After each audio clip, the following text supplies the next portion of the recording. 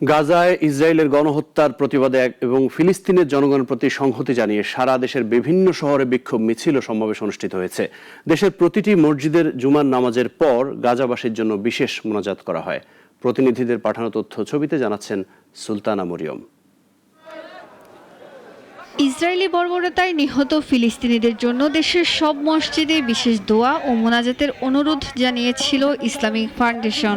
আজ জুমার নামাজের পর এই বিশেষ দোয়া ও মোনাজাত অনুষ্ঠিত হয়। এছাড়া জেলায় জেলায় হয়েছে বিক্ষোভ। গাজায় গণহত্যার প্রতিবাদে ময়মনসিংহে বিএনপি বিক্ষোভ মিছিল করেছে। একসময় এই বিক্ষোভ সমাবেশের রূপ নেয়। বিএনপি নেতারা ইসরায়েলের বিরুদ্ধে মুসলিম দেশগুলোর ঐক্যবদ্ধ হওয়ার আহ্বান জানান। টাঙ্গাইলে তরুণরা এই প্রতিবাদে নেতৃত্ব দেয়। ইসলামী যুব আন্দোলনের ব্যানারে তারা শহরের কেন্দ্রে মিছিল করেছে। বিক্ষোভকারীরা ইসরায়েলি পণ্য ব্যাপকভাবে বয়কট করার আহ্বানও জানান।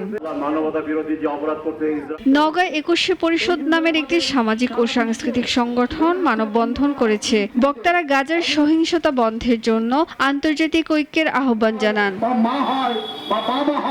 ইসরায়েলি হামলায় নির্যাতিত ফিলিস্তিনিদের প্রতি সংহতি প্রকাশ করে চট্টগ্রামে প্রতিবাদ ও সংহতি র্যালি করেছে বিএনপি। মিছিলটি নগরীর বিভিন্ন গুরুত্বপূর্ণ সড়ক প্রদক্ষিণ করে। গাজায় নৃশংসতার প্রতিবাদে আহলে হাদিস আন্দোলন জামালপুরে বিক্ষোভ মিছিল ও মানববন্ধন করেছে।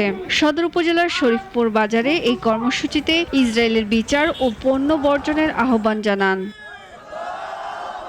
এদিকে নোয়াখালীতে ফিলিস্তিন ইসরায়েল ইস্যুতে সামাজিক যোগাযোগ মাধ্যমে গুজব ছড়ানোর অভিযোগে একটি সংবাদ সম্মেলন অনুষ্ঠিত হয়। রেস্টুরেন্ট কর্তৃপক্ষ জানায় তারা ফিলিস্তিনের প্রতি সংহতি জানিয়ে তাদের মেনু থেকে ইসরায়েলি পণ্য সরিয়ে দিয়েছে, কিন্তু এখন তারা ইসরায়েলপন্থী হিসেবে অভিযুক্ত এবং হামলার শিকার হওয়ার আশঙ্কা করছে। সুলতানা মরিয়ম, নাগরিক। ওয়ালটন আবারও মিলিনিয়ার অফারে ওয়ালটন ফ্রিজ কিনে আপনিও হয়ে যেতে পারেন মিলিয়নিয়ার।